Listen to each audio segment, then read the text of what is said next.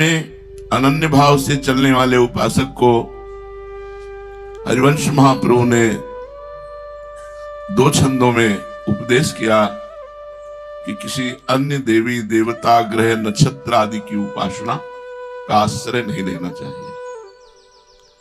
यदि हमारे इष्ट देव के चरणों में अनन्य भाव है तो किसी भी तरह से हम अपनी अनन्यता में दाग न लगने दें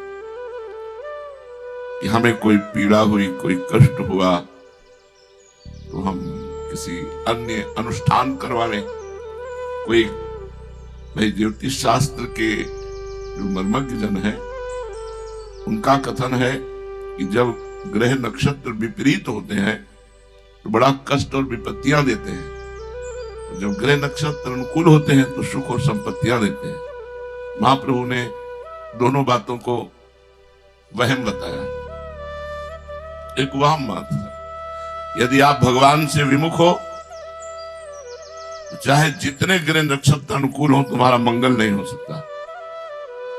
यदि भगवान के सन्मुख हो तो चाहे जितने ग्रह नक्षत्र विपरीत हो तुम्हारा अमंगल नहीं कर सकते। ये बात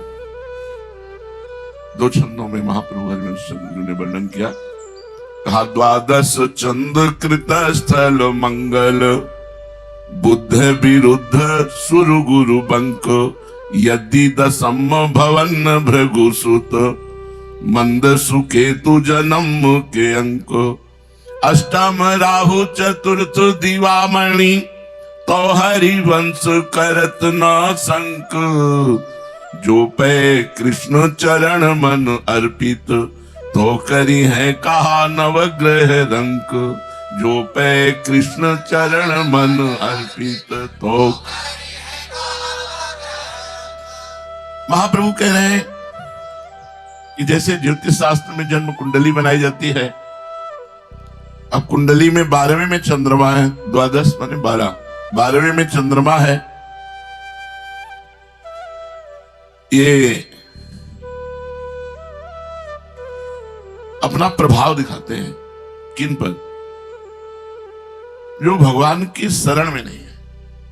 ऐसा नहीं कि इनका प्रभाव नहीं, पर भगवान की शरण में नहीं है उन्हीं पर इनका प्रभाव पड़ता है। जो भगवान की अनंत शरण में है,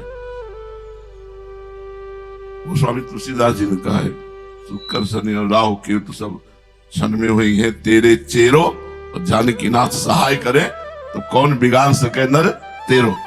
महाप्रभु हरिवंश चंद्र जी कहते हैं ये सब विपरीत हो। 12वें में चंद्रमा हो, चौथे में मंगल हो, बुध विरुद्ध हो, गुरु बृहस्पति वक्री हो, 10वें में शुक्र हो, केतु और शनि लग्न में हो, 8वें में राहु हो, चौथे में सूर्य पड़े, सर्वनाश हो जाए। सर्वनाश का योग है ये। तो हरिवंश करत ना संक जो पे कृष्ण चरण मन अर्पित तो करिए का नवग्रह रंक। 12वें में चंद्रमा, चौथे में मंगल, बुध विरुद्ध बृहस्पति भी वक्री, 10वें में शुक्र केतु और शनि लग्न में, 8वें में राहु, चौथे में सूर्य पड़े तो सर्वनाश का खेल हो जाता है। भारी विपत्ति, भारी दुख। हरिवंश महाप्रभु कहते तो भी शंका करने की जरूरत नहीं है। क्यों? क्योंकि जब श्री कृष्ण के चरणों में मन अर्पित हो चुका है, आप श्री कृष्ण के हो तो ये नवग्रह आपका कुछ नहीं बिगाड़ सकते। रंक माने गरीब बेचारे नवग्रह क्या बिगाड़ सकते हैं? जब अखिल लोक ब्रह्मांडाधिपति पर ब्रह्म परमात्मा भगवान श्री कृष्ण से तुम्हारा अपनापन है तो बेचारे नवग्रह क्या बिगाड़ सकते हैं? अब इसके विपरीत में कहते हैं भानु दशम जन्म निशापति मंगल बुद्ध शिवस्थ लली के जो गुरु होए धर्म भवन के तो भृगुनंद सुमंद नवी के तीसरो केतु समेत विधुग्रस तो हरिवंश मन क्रम फीके गोविंद छाड़ी भ्रमंत 10 दिस तो करी है का नवग्रह नीके। यदि 10वें में सूर्य हो, जन्म में चंद्रमा हो, जन्म के अंक में मंगल और बुध 11वें पे हो और 9 में बृहस्पति विराजमान हो और शुक्र भी नवम अच्छे स्थान में हो, 11वें में शनि और राहु, केतु तीसरे स्थान में हो तो बड़ा शुभ होता है। तो महाप्रभु कहते हैं यदि गोविंद के चरणों का आश्रय नहीं लिए हो और ये सब ग्रह तुम्हारे अनुकूल है तो 10 दिशाओं में भटक लो, मंगल नहीं हो सकता। रुपया पैसा संपत्ति अनुकूलता ये सब मिलने पर भी तुम जलोगे, अशांत होगे, दुर्गति को प्राप्त होगे। क्योंकि सदगति और शांति और आनंद तो भगवान गोविंद के चरणारविंद के आश्रय में है। तो 2 छंद में महाप्रभु ने सिद्धांत में वर्णन किया। एक में कहा यदि सब ग्रह विपरीत है और कृष्ण के चरणों का आश्रय है तो तुम्हें चिंता नहीं करनी है, गरीब नवग्रह तुम्हारा क्या बिगाड़ लेंगे।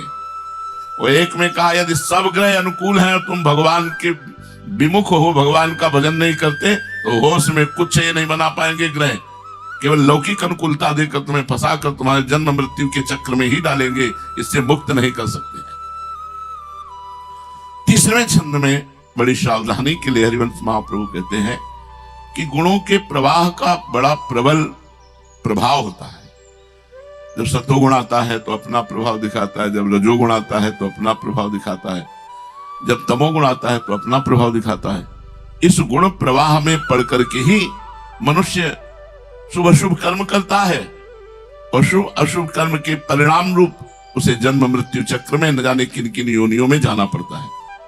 इसलिए महाप्रभु कहते हैं ना जानो छिन अंत कवन बुद्धि घटहि प्रकाशित, छुटी चेतन जु अचेत तेऊ मुनि भय विश्वासित, पारासर सुरेंद्र कलप कामिनी मन फंद्या, परिवदेह दुख द्वंद्व कौन क्रम काल निकंद्या, ही डर हरिवंश हित जिनो भ्रम ही गुण सलिल पर, जिहना मन मंगल लोक तिहु, सुहरि पद भजन विलंब करी, जिहना मन मंगल लोक तिहु। ऊपर बताया कि ग्रहों का प्रभाव कुप्रभाव इससे हमारा कोई संबंध नहीं है। तीसरी छंद में गुणों के प्रवाह से बचने का उपाय महाप्रभु बता रहे हैं। ना जानो छिनंत कवन बुद्धि घटे प्रकाशित, ये नहीं जाना जा सकता कि एक क्षण में हमारी बुद्धि का क्या रूप निकल आएगा। क्षण खत्म होते होते बुद्धि क्या निर्णय कर देगी, नहीं जाना जा सकता। छुटी चेतन जो अचेत देव मुनि भय विश्वासित, जो मुनिगण साधना करते करते अचेत माने समाधि को प्राप्त हो गए, छुटी चेतन शरीर की चेतना से मुक्त, शरीर की चेतना से मुक्त समाधि को प्राप्त हो गए, क्षण बदला तो वो भी विषय विष से व्याप्त हो गए। जो समाधि को प्राप्त महापुरुष है, छुटी चेतन जो अचेत, जो इस चैतन्य जगत से चैतन्य देह से मुक्त होकर अचेतन समाधि को प्राप्त हो गए, उनके ऊपर भी जब प्रभाव पड़ा तो वो भी विषय रूपी विष से व्याप्त हो गए। ये विष है, विषय विष है। अब उदाहरण देते हैं, बड़े त्यागी महात्मा और बड़े ज्ञानी महात्मा पाराशर जी। पाराशर जी महाराज इतने बड़े ज्ञानी महात्मा है कि जिस समय विश्वामित्र जी ने वशिष्ठ जी के 100 पुत्रों को मरवा डाला द्वेष में, लेकिन वशिष्ठ जी ऐसे महापुरुष विश्वामित्र से कदापि द्वेष नहीं किया। फिर वशिष्ठ जी को अपने देह से वैराग्य बहुत ज्यादा हो गया कि अब क्या, पूरी गृहस्थी चौपट हो गई, 100 के 100 पुत्र मारे गए, अब मैं प्राण त्याग देता हूं। तो जल में डूबे, पंचभूतों की सामर्थ्य नहीं कि उनके शरीर को नष्ट कर सके, तो जल में भी वो जीवित रहे, वायु बंद एकांत स्थान में भी गए, वहां भी जीवित रहे, अग्नि में बैठ गए तो रोम भी नहीं जला, पूर्ण प्रयास किया, लेकिन किसी पंचभूत ने उनके शरीर को नहीं छोड़ा। वो जहां भी जाते थे, अब वो परेशान थे कि शरीर छूटे कैसे, कुछ भी करे शरीर नहीं छूटे, क्योंकि दिव्य शरीर था उनका। तो पीछे से वेद ध्वनि सुनाई दी, पीछे मुड़कर देखा, कौन? उन्होंने कहा आपकी पुत्र वधू शक्ति की पत्नी। शक्ति महाराज बड़े पुत्र थे वशिष्ठ जी के, तो उनका ये वेद ध्वनि कहां से सुनाई दी? कहा आपका पौत्र गर्भ में विराजमान। तो कहा पहले बता देती तो मैं मरने की चेष्टा ही क्यों करता, मैं तो सोच रहा था मेरा वंश ही नष्ट हो गया। बड़ी प्रसन्नता हुई। वही गर्भस्थ शिशु पाराशर जी थे, इतने वेदज्ञ कि गर्भ से ही वेद स्तुति प्रारंभ किए हुए थे। एक लंगोटी और एक कमंडल व्याघ्र चर्म के सिवा कुछ नहीं पा सकते थे, इसमें विरक्त थे, विरक्त की चरम सीमा। एक दिन गंगा पार करने के लिए गए, उनका नाम मत्स्योदरी था, मछली के उदर से प्रकट हुई थी। महाराज उपरिचर वशु नाम के राजा हुए, वो बड़े एक पत्नी व्रत थे, तो उन्होंने गंधर्व और अप्सरा का विलास देखो, वो तो घाटियों में करते रहते जो देव घाटियां हैं, तो एकदम कामाशक्त हो गए। कामाशक्त हुए तो चूंकि चिंतन इतना प्रबल हुआ कि उनका वीर स्खलित हो गया, तो उन्होंने वीर को पृथ्वी पे नहीं गिरने दिया, एक दोने पे रख लिया। और चक्रवर्ती सम्राट थे तो बाज को बुलाया, आदेश किया जाओ हमारी पत्नी को दे दो, इसका प्रयोग करें। वो बाज लिया जा रहा था, दूसरे बाज ने समझा कि कुछ आक्रमण किया, तो वो जल में गिर गया, उसको मछली ने पिया। तो उस वीर से बड़ी ही सुंदरी कन्या, जिनका आगे चल करके नाम सत्यवती हुआ, उनको मत्स्योदरी कहा गया। तो मछली के गर्भ से प्रकट होने के कारण उनके शरीर में मछली की सी दुर्गंध आती थी, और कमल नैनी बहुत सुंदरी थी। पाराशर जी महाराज भगवान के ही अंश से प्रकट हुए महापुरुष हैं। नाव चलाने के लिए पिता जलपान करने चले गए, तो सत्यवती मत्स्योदरी को ही तो बैठी हुई थी। पाराशर जी अपना व्याघ्र चर्म लंगोटी कमंडल नाव में बैठे, ले चलो उस पार, जो आ गया उस पार, फिर इस पार ले चलो, तो जिस पार से लाई थी फिर उस पार ले, फिर ले चलो उस पार। महाराज आपको जाना कहां है? कहा जाना नहीं, मैं तुम्हें देख करके ऐसा लगता है मैं तुम्हारे साथ भोग करूं। तो कहा महाराज मैं आपकी आज्ञा का अक्षरशः पालन करती, आप ब्रह्म ऋषि हैं, मैं आपकी आज्ञा को नहीं टाल सकती, पर मेरे शरीर से दुर्गंध आती है। जाओ आज के बाद 1 योजन सुगंध फैलेगी। उनका नाम पड़ा योजन गंधा। 1 योजन का मतलब होता 4 कोस, जहां होगी तो 4 कोस से सुगंध फैल जाएगी शरीर से। तो महाराज मेरी अवस्था नवीन है, 16 वर्ष की, आप सहवास करेंगे तो क्या कोई राजा मुझे स्वीकार कर, कोई पति मुझे स्वीकार करेगा? तो उनका पति नहीं, चक्रवर्ती सम्राट स्वीकार करेगा। अब ब्रह्म ऋषि उनके पास माल है तपस्या का, जो बोल सो ले, पति साधारण नहीं, चक्रवर्ती सम्राट स्वीकार करेगा। तो महाराज आप महान तपस्वी हैं, जब आप हमसे सहवास करेंगे तो आपका वीर हमारे उदर में जाएगा, तो 9 महीना गर्भ रहेगा, कैसे कोई स्वीकार करेगा? बोले तुरंत पैदा होगा, सहवास करते ही पैदा होगा, गर्भ नहीं धारण करना पड़ेगा। आप क्या समस्या है? बोले महाराज दिन है, चुटकी बजाए कोहरा छा गया, आदमी को आदमी ना दिखाई दे। बोले अब राजी? बोले महाराज आपकी तो दासी हूं, आप जैसा। सहवास किया, सहवास करते ही बोले ना उस पार ले चलो। तो जाकर के नदी के बीच में एक द्वीप, उस द्वीप में नाव खड़ी की, वहीं भगवान श्री कृष्ण द्वैपायन व्यास देव जी का प्रादुर्भाव हुआ। पाराशर और सत्यवती के सहयोग से जगत का मंगल करने के लिए स्वयं भगवान ने अवतार धारण किया, श्री कृष्ण द्वैपायन व्यास देव जी का प्रादुर्भाव हुआ। नहीं कि प्रकट होकर रोए हो, हाँ, वो भी हाथ जोड़कर प्रणाम किया, बोले माते जब कभी आपको आवश्यकता हो तो आज्ञा करना है, पुत्र आपकी सेवा में उपस्थित होगा। पिता के साथ चल दिए, पिता अपनी तपस्या में, अपनी तपस्या में। महाप्रभु उदाहरण करते हैं कि इतने बड़े त्यागी पाराशर जी, और वो तो भगवान के पिता हैं, पर लीला तो बनी ना। तो बोले त्यागी होने पर ऐसा हो सकता है क्या विलासिता की चरम सीमा हो तो वो कहीं भ्रष्ट हो सकता है क्या? भाई खूब भोग है, भोग रहा हो, काहे को भ्रष्ट होगा? तो इंद्र का उदाहरण दिया, त्यागियों में सर्वश्रेष्ठ पाराशर जी और भोगियों में सर्वश्रेष्ठ त्रिभुवनपति देवराज इंद्र। बोले पाराशर सुर इंद्र कलप कामिनी मंथन दिया। देवराज इंद्र एक बार महात्मा गौतम जी का यश प्रकट हुआ तो मिलने के लिए गए। तो गौतम जी की पत्नी अहिल्या उस स्वागत के लिए देवराज इंद्र के क्षमा की।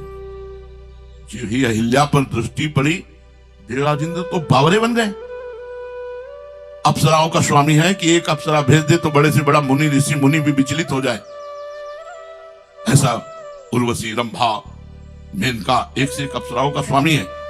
लेकिन जब अहिल्या जी को देखा तो तपोमूर्ति, तेजोमयी, वो सुंदर रूप, वो यौवन, महात्मा की पत्नी, गौतम ऋषि की पत्नी, अब इतना मन कामी हो गया कि अब त्रिभुवनपति, अब कोई साधारण होता तो आज्ञा कर देते, आज्ञा करे तो भस्म कर दे। गौतम ऋषि है, आज्ञा करे तो भस्म कर दे। प्रणाम नमस्कार हुआ। उसने विचार किया कि कैसे कैसे अहिल्या को प्राप्त करें। अहिल्या कोई साधारण नारी तो है नहीं कि त्रिभुवनपति देख के रीझ जाएंगी। एक महात्मा की पत्नी है, वो भी संयमित है। प्रातः 4 बजे गंगा स्नान करने के लिए गौतम ऋषि जाते थे। जग तो प्रायः 2 बजे जाते हैं। सब महात्मा जन पर स्नान आदि फिर 3-4 के बीच में करते हैं।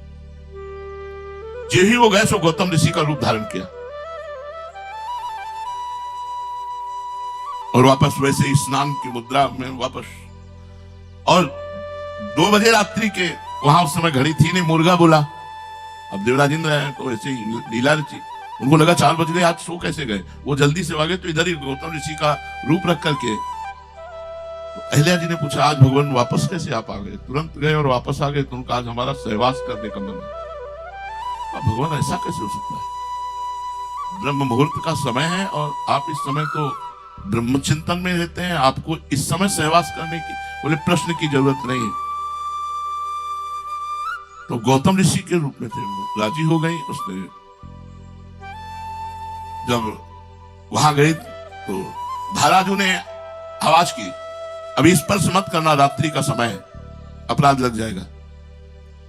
वरुण जी का अपराध लगता है, जैसे आप 11 से 3 के पहले बीच में वरुण का अपराध बनता है। इसी से तो नंद बाबा को ले गए थे वरुण के पास। उद्देश्य कुछ था लेकिन था उनका। क्यों? मुर्गा तो बोला, बोले वो मायावी मुर्गा था। उनके मन में तो क्या मेरे साथ कोई छल हो रहा है? तुरंत भागे।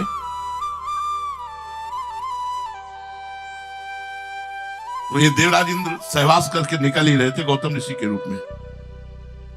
दृष्टि डाली, धूर्त कौन है तू? भयभीत होकर के तुरंत देवराज इंद्र के रूप में, उनका त्रिभुवनपति देवराज, देवताओं का राजा होकर तू मुझे धर्म भ्रष्ट कर दिया। जा, मैं श्राप देता हूं तेरे शरीर में 1000 भग हो जाए। अब वो चरणों में गिर, महाराज मेरी बुद्धि भ्रष्ट हो गई, ना जाने चिरंत कवन बुद्धि घटे, मेरी बुद्धि भ्रष्ट हो गई थी, क्षमा कीजिए। मुझे बार बार चरणों में लेटे।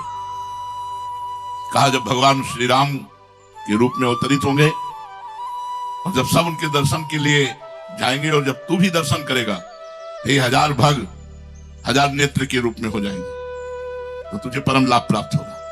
ऋषि है, कृपा भी हो गए। सो अहिल्या पर दृष्टि पड़ी। का तू एक ऋषि पत्नी होकर तेरे में इतना तेज नहीं कि तू अपने पति के स्पर्श को और दूसरे के स्पर्श को नहीं जान सके? भगवान आपके रूप में फिर भी कपटी का स्पर्श तुझे समझ में नहीं आया? पत्थर की जैसी पड़ी रही, जा पाषाण रूप हो जा। और चरणों में गिर गई, भगवान आपके रूप का ही मैंने आदर किया है, अगर कोई अन्य रूप में होता और मैं उसका आदर करती तो अपराध था, भगवान मैं छल से चली गई, अब आप कृपा कीजिए। तो उनका जब भगवान राम यहां से निकलेंगे और तू शिला के रूप में पड़ी होगी और भगवान श्री राम का चरण जब तेरा स्पर्श करेगा तब तू अपने स्वरूप में पावन रूप में आ जाएगी।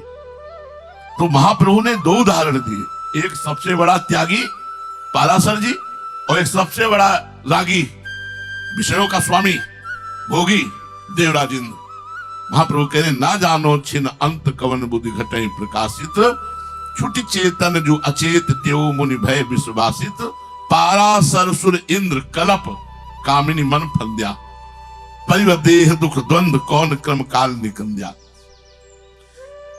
इन सबके मनों में गुण प्रवाह से, संयोग प्रवाह से मन फंस गया। पीछे दुख होता है, पीछे द्वंद चलता है, लेकिन वर्तमान में तो बुद्धि बिगड़ गई।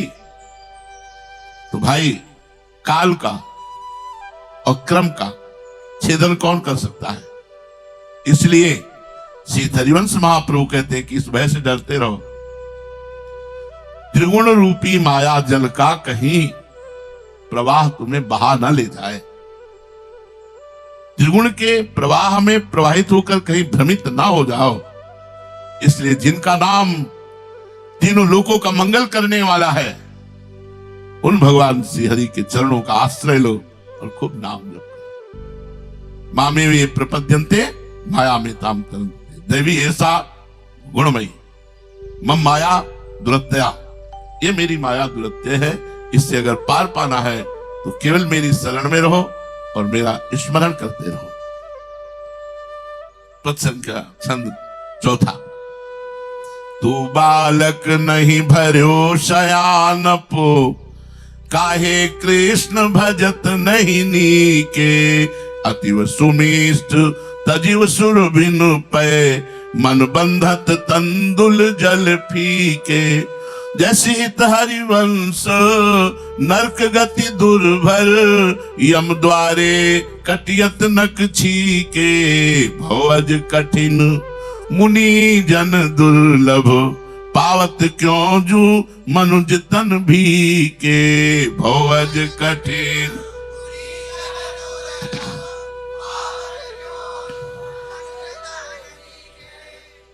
तू बालक नहीं है, बड़ा चतुर है यार, तू बालक नहीं, भर्यो सयानप, बड़ी चतुरता भरी है, बालक नहीं, होश में हो जा। क्यों ठीक से श्री कृष्ण का भजन नहीं करता? तू बालक नहीं, बालक हो जाए तब तो बात बन जाए, बालक ही तो नहीं हो पा रहा। बालक का काम, ना मुझे कोई ज्ञान है ना कोई करने की सामर्थ्य, बस मैं आपका बच्चा हूं। तो कई बच्चा के पेट और घट करे विनाशन, बच्चे बनना तो कठिन है, चतुरता हट जाए, बुद्धि हट जाए। तू बालक नहीं भर्यो सयानप, काहे कृष्ण भजत नहीं नीके। तू बालक नहीं है, सयानप से भरा हुआ, चतुरता से भरा हुआ है। श्री कृष्ण को तू अच्छी प्रकार से क्यों नहीं भजन करता? ठीक से भजन क्यों नहीं करता? देखो, गाय का दूध और चावल का धोवन एक जैसा ही दिखाई देता है, लेकिन बड़ा अंतर होता है। भगवदानंद और विषयानंद एक जैसा ही लग रहा है, लेकिन बड़ा अंतर होता है। जैसे गाय के दूध में और चावल के धोवन में। अतिव सुमिष्ट तजीव सुरभिन पे, जो भगवान का भजन है वो क्या है? अति सुमिष्ट कामधेनु का दूध है। और जो संसार के भोगों का सुख है वो क्या है? मन बंधक तंदुल जल फीके, चावल के धोवन। संसार के भोगों की तरफ जो मन बुद्धि दौड़ाना है वो चावल के धोवन का है। और जो भगवान के भजन का आनंद है वो अति सुमिष्ट सुरभिन पे कामधेनु का दूध है। कामधेनु के दूध को छोड़ करके चावल का धोवन पीना चाहता है तो बालक नहीं है, बड़ा चतुर है। होश में हो जा, ठीक से श्री कृष्ण का भजन कर, नहीं तो जैसी हरिवंश नरक गति दुर्भर, यम द्वारे कटियत न छीके। श्री हरिवंश महाप्रभु कहते हैं कि नरक की गति अत्यंत कठिन है। यमराज के यहां छींकने का भी हिसाब किताब है, नाक काट ली जाएगी, छींकने पर भी नाक काट दी जाए, एक एक क्रिया का हिसाब है। अरे बहुत सावधानी की जरूरत है। मतलब यहां इशारा दे रहे हैं कि एक छोटी सी क्रिया का भी परिणाम है। मान लो आप गुरु के सामने हो, ऐसे बात कर लीजिए। जब कभी कोई विवेकी बात करेगा गुरु से, तो आप देखना कोई जो सत्संगी होगा ऐसे बात करेगा कि हमारी थूक की चिट्ठी ना चली जाए। मतलब छींक आ जाए तुरंत कपड़ा लगा, खांसी छींक आ रही तुरंत कपड़ा लगा। और ऐसे छींक दिया ठाकुर के ऊपर जो आपके, तो उसका अपराध बना, बोले नाक काटी जाएगी तुम्हारी नरक में जाके। यम द्वारे कटियत नक छीके, मतलब बहुत छोटी सी क्रिया का भी आपको दंड मिलेगा। जैसे महर्षि मांडव्य जी बालक थे 8 वर्ष के, खेल खेल में तितली को पकड़ा। अब उनकी पता नहीं मन में क्या आया कि उन्होंने बबूल का कांटा तितली की गुदा में घुसेड़ दिया, तो छोड़ दिया, वो तड़प तड़प के मर गई। अब बच्चों को खिलवाड़ तो खेल में ऐसा होता है। वो जब एक दिन तपस्या कर रहे थे मांडव्य ऋषि, तो कुछ राजा के खजाने से चोरी करके चोर लोग भाग रहे थे, तो राज कर्मचारी पीछा कर रहे थे। तो उन्हीं से बचने के लिए उन्होंने ऋषि के आश्रम का आश्रय लिया और दौड़ के छुप गए। उन्होंने सोचा ऋषि के आश्रम में क्यों राजा के कर्मचारी आएंगे, लेकिन संयोग वसात उनको पता चल गया। मैं माल सहित चोर पकड़े गए और ऋषि दरवाजे पर ऐसे, तो उनका नाटक करके ऋषि का और राजा के यहाँ चोरी करवाता और माल अपने यहाँ छुपवाता, इसको भी बंदी बनाओ। और समाधिस्थ थे, उनको भी बंदी बना लिया गया। राजा के सामने के चोर उपस्थित हुए, बोले इनको सूली की सजा दे दो। सूली की सजा ऐसी बड़ी बहुत कष्टप्रद, जैसे 2 खंबे हैं और उनके बीच में एक भाले जैसा आकार का लोहे का शूल गड़ा हुआ, तो सीढ़ियों से 2 खंबे पे चढ़ करके उस आदमी को जिसको सजा देनी है, उसको दोनों टांग पकड़ के उठा के और ऐसे छोड़ दिया जाता। तो वो जो भाले जैसा नुकीला होता था, वो गुदा द्वार से घुसता था, और जितना घुसा इतना घुसा। अब वो तड़प रहा है 1 दिन 2 दिन आधा दिन, जितनी बल हुआ तड़प तड़प के मरता था, तड़प तड़प के। सूली की सजा बहुत खतरनाक सजा थी, पहले बड़ी कठोर सजा। तो जो अपराधी थे वो तो मर गए, जब उनके गुदा द्वार में सूली घुसी मांडव्य ऋषि की, तो समाधि भंग हुई। उन तुरंत पद्मासन लगा लिया सूली के ऊपर, बैठ गए।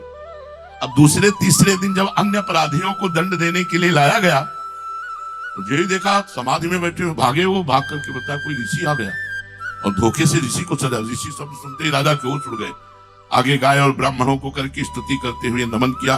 महाराज मुझे आपकी महिमा पता नहीं थी, मैंने तो चोर समझ करके दंड दिया। उन्होंने मुझे तुमसे कोई शिकायत नहीं, मुझे सूली से उतारो। अब लाख कोशिश की गई लेकिन सूली नहीं निकली, तो काट दी गई, क्योंकि गुदा में कांटा घुसेर के छोड़ा था। और सीधे यमराज के पास पहुंचे। यमराज से कहा क्यों मुझे सूली की सजा मिली, क्या मैंने पाप किया? जब से होश संभाला तब से तपस्या कर रहा हूं, मैंने कोई पाप किया? उन्होंने कहा महाराज पाप किया। और ध्यान के द्वारा उनको दिखाया कि वो 8 वर्ष के हैं और तितली को लेकर के उसके गुदा में बबूल का कांटा डालकर छोड़ दिया।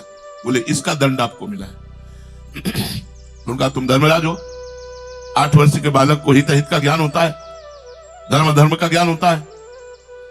आज से मैं 14 वर्ष की अवस्था का बालक 14 वर्ष तक जो पाप करेगा वो नहीं माना जाएगा, ये मैं कानून स्थापित करता हूं।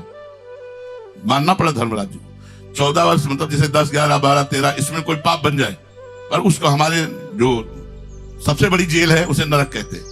वहां का कानून 14 वर्ष की अवस्था तक, मांडव्य ऋषि का रखा हुआ, 14 वर्ष की अवस्था तक के कोई भी पाप नहीं माने जाएंगे।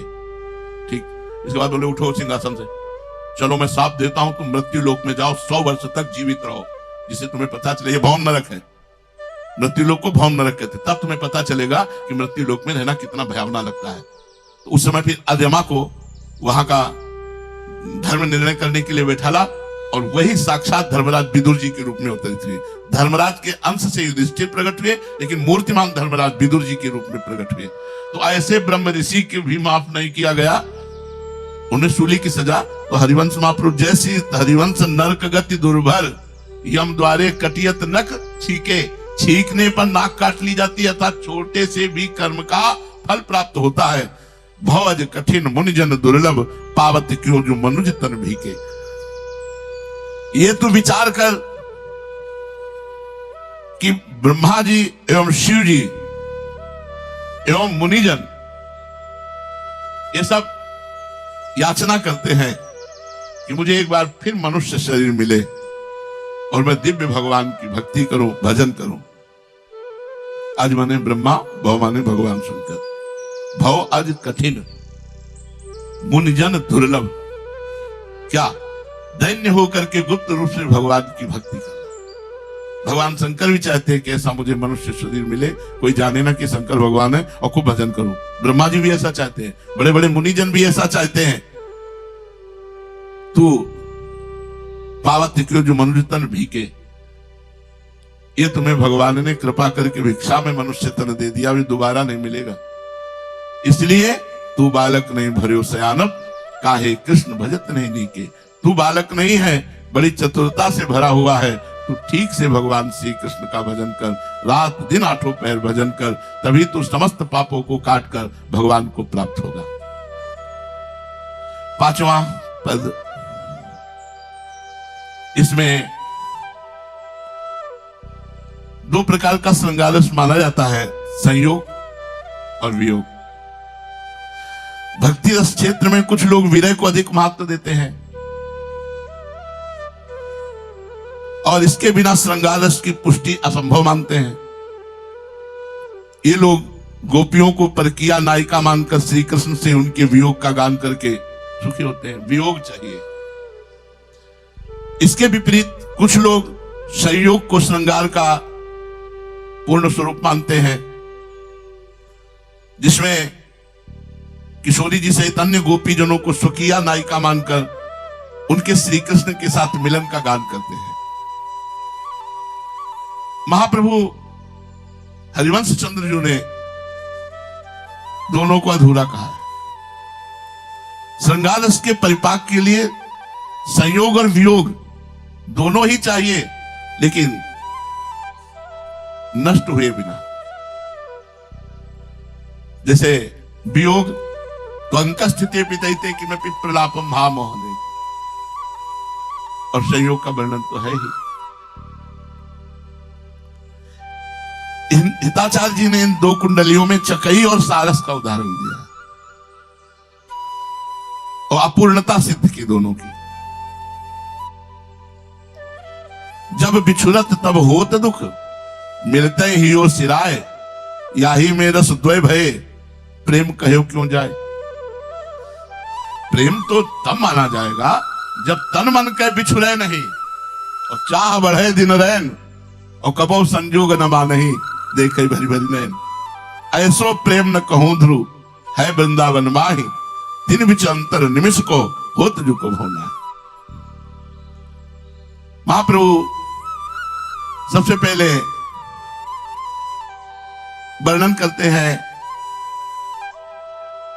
दोनों प्रेम की भर्त्सना करते हुए इसमें वर्णन किया है। पहले चकई का, चकई प्राण जो घट रहे, पिय बिछुरंत निकज, सर अंतर अरुकाल निशि तरफ तेज घन गज, तरफ तेज घन गज, लज तुहि बदन न आवे, जल विहोन करि नैन भोर की भाई बतावे।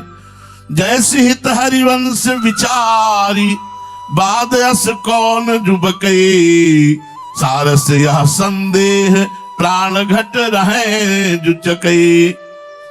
सारस चकई के प्रेम की भर्त्सना करते हुए कहता है कि चकई प्रीतम के बिछुड़ने पर निरर्थक बने हुए तेरे प्राण शरीर में कैसे रह जाते हैं, क्योंकि सारस जीवित नहीं रहता।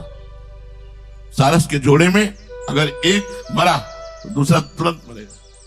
कभी सारस एक नहीं होता, वो जोड़े से होता है। वो कहना चकई रात्रि में नहीं मिलती।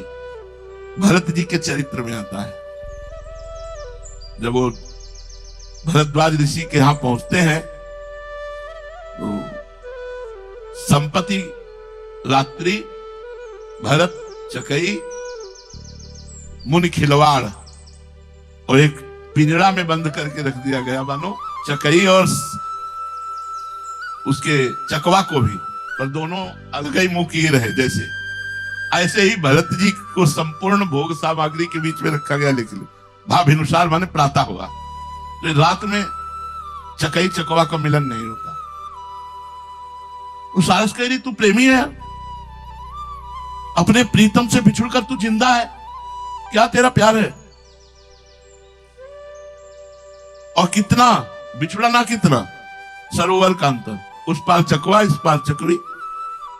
काल रात्रि बिजली चमक रही, मेघ गर्जना कर रही, फिर तू अपने प्रीतम से रात्रि में न मिलकर सुबह जाकर के मिलती है। ये कैसा प्रेम प्रदर्शन है? इतने समय तक वियोग झेल रही है, क्या तुझे अपने इस व्यवहार पर लज्जा नहीं आती कि तू अपने प्रीतम से बिछुड़ते ही मर क्यों नहीं गई? हरिवंश महाप्रभु कहते हैं सब विचार कर कौन व्यर्थ में बकवास करे। नित्य संयोगी सारस के मन में तो यह संदेह है कि वियुक्त होने पर चकई के प्राण उसके शरीर में रहते ही कैसे, इसका मतलब इसमें प्रेम की कमी है।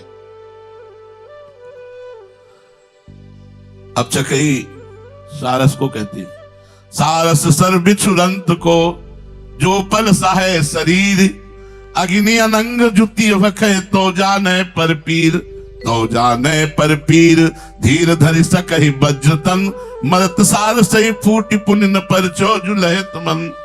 जैसी हित हरिवंश विचारि प्रेम विरहा बिनु वारस, निकट कंत नित रहत मरम का जाने सारस। सारस के आक्षेप को सुनकर चकई अपने मन में विचार करती है कि सारस का शरीर यदि सरोवर के अंतर को एक क्षण के लिए भी सहन कर ले, और उसकी पत्नी जो सारसी है लक्ष्मणा है, यदि वो काम की अग्नि का कठिन अनुभव करना पड़े तो उसे पता चले कि प्रेम किसे कहते हैं। बात समझ में आ रही? थोड़ा अंतराय हो और मिलन ना हो और पति से मिलने की प्रबल इच्छा हो और फिर उसे रात भर ठहरना पड़े तो पता चले प्रेम किसे कहते हैं, विरह किसे कहते हैं, सहन करना, तब वो पराई पीड़ा को जान सकता है। इस स्थिति में कोई वज्र के समान कठोर शरीर वाला ही धैर्य धारण करता है। ये सारस क्या जाने प्रेम करना, ये तो बिछुड़ते ही मर जाता है। सारस से चकई के प्रेम को संशय पूर्ण बताया और चकई से सारस के प्रेम को। ये क्या जाने जो रात भर अपने प्रीतम का वियोग नहीं सह सकता, एक क्षण में मर जाता है। अरे विरह का अनुभव प्राप्त करने का अवसर मिला था तो वज्र के समान हृदय धारण करके अपने प्रीतम के लिए जीती तड़पती तो जानती कि प्रेम है। श्री हरिवंश महाप्रभु कहते हैं प्रेम विरह के बिना श्रृंगार रस की स्थिति संदेहास्पद है। अर्थात इसका भी संदेह और उसका भी संदेह, सही प्रेम का जो स्वरूप है वो तन मन के बिछुड़े नहीं और चाह बढ़े दिन रैन, कबो संयोग न मानहि देखे भरी भरी नहीं। सातवां, तय भाजन कृत जटित विमल चंदन कृत ईंधन, अमृत पूरिति मध्य करत सर सपुखल रिंधन, अद्भुत धर पर करत कष्ट कंचन हलवाहत, बार करत पावार मंद बोवन विष चाहत, जैसे हित हरिवंश विचारि कै, मनुज देह गुरु चरण गही, सकहि तो सब पर पंच तजी, कृष्ण कृष्ण गोविंद कही। जैसे हित हरिवंश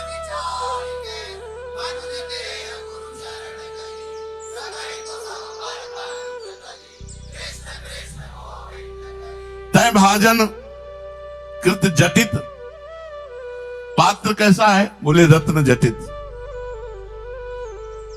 विमल चंदन कृत ईंधन, ये निर्मल पात्र जो रत्न जटित है, इसको कहां किस आग पे रखा गया? बोले चंदन की लकड़ी लगाई है। ईंधन क्या है आग जलाने का? चंदन। और भरा क्या इस पात्र में? वैसे अमृत, जैसे पानी में उबाला जाता ना। और उबाल क्या रहा है? सरसों की खली। सरसों का तेल निकल जाने के बाद जो बचता है उसे खली कहते हैं। तय भाजन कृत जटित विमल चंदन कृत ईंधन, अमृत पूरिति मध्य करत सरसप खल ईंधन। रत्न जटित पात्र में निर्मल पात्र है और उसमें अमृत भरा है और चंदन की लकड़ी लगा करके आग जलाई गई है, लेकिन रांधा क्या जा रहा है? खली। बोले ऐसी दशा में तय, तू ऐसी दशा में है। ये मनुष्य शरीर क्या है? रत्न जटित पात्र है। और ये जो श्वासें हैं ये ईंधन है, चर्चा हो रहा है। जो विवेक है, बुद्धि है, वो अमृत है। जो बुद्धि है वो अमृत है। क्या कर रही है? विषय रूपी खली को राग रही। मां चतुरता करके वही रुपया पैसा भोग विषय, मरे तो कुछ नहीं, पाप कमा के नरक गए। रत्न जटित जैसे पात्र वैसा शरीर, चंदन जैसा ईंधन वैसी श्वासें, और अमृत जैसी बुद्धि, उसमें रांध क्या रहे हो? विषय रूपी खली। अरे होश में हो जा, काय को समय को नष्ट कर रहा है।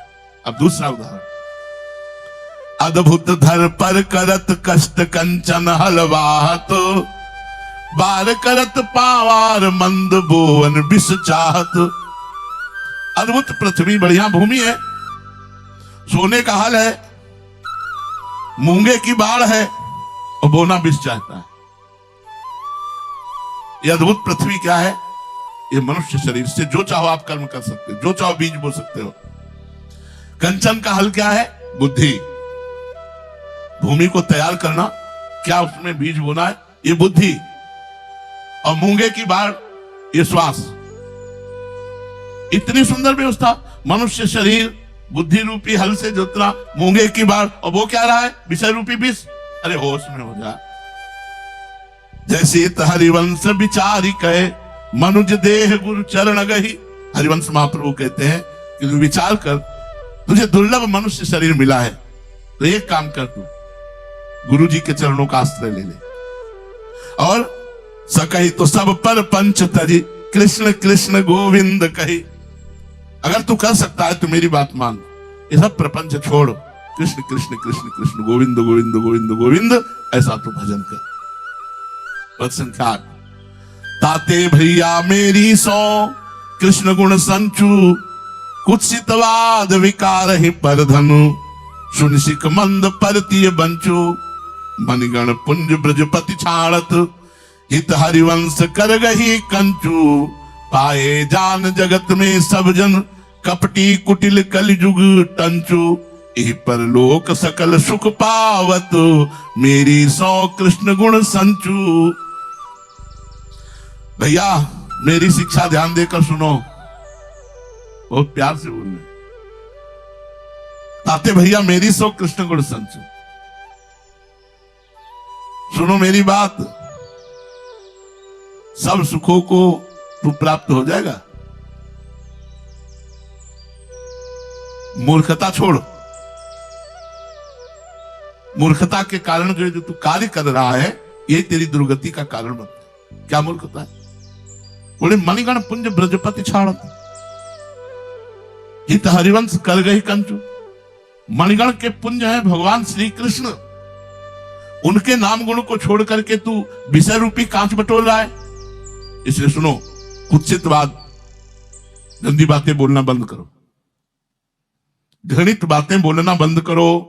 अलम विषय वार्तया नरक कोटि भी भत्सया, विकार ही काम क्रोध लोभ मोह मद मत्सर आदि विकार, इससे बचो। परधन, दूसरे के धन से बचो। सुन सिख मंद परती वंचु, दूसरे की स्त्री के भोगने से बचो। तुझे संसार में जितने लोग मिलेंगे, ये सब कपटी मिलेंगे। मुख में कुछ और है, हृदय में कुछ और है। मैं कसम दिला के कहता हूं, श्री कृष्ण के गुणानुवाद से तुझे सब सुख प्राप्त हो जाएंगे। इन संसार के लोगों पर विश्वास मत करो, ये कपटी लोग हैं, कलयुगी हैं। ये कहते कुछ है और करते कुछ है। सामने कुछ और है, पीछे कुछ और है। बड़ा दुमही चाल है। एक सांप दुमुहा होता है, वो जी इधर भी चल देगा, इधर भी चल देगा। तो बोले कलयुगी लोग हैं ये। पाए जान जगत में सब जन, हरिजन नहीं, सब जन, जो भगवान के जन है उन्हें। पाए जान जगत में सब जन कपटी। कपट का मतलब होता है बाहरी कुछ और कहना, पीछे कुछ और कहना। कलयुगी तंचु, कलयुग का प्रभाव झूठ, असत, मिथ्या, चोरी, व्यभिचार, द्यूत कीड़ा, जुआ खेलना, परिस्त्री गमन, ये उसका प्रभाव है। इस प्रभाव से सब प्रभावित रहेंगे। इसलिए भैया मैं अपनी कसम दिला करके कहता हूं, कसम से कहता हूं गुरु, यदि मेरी बात मान जाओगे तो मौज में रहोगे। जैसे नहीं अपने प्यार में कहते, बोले भैया मैं कसम दिलाकर अपनी कहता हूं, ताते भैया मेरी सौ कृष्ण गुण संचु। श्री कृष्ण के नाम और गुणानुवाद में मस्त रहो तो ई परलोक सकल सुख पावत, मेरी 100 कृष्ण गुण संचु। इस लोक में और परलोक में समस्त सुख तुम्हें प्राप्त होंगे यदि तुम प्रभु के नाम का जप करोगे और गुणों का गायन करोगे। श्रेष्ठ आगे श्री राधा वल्लभ लाल की।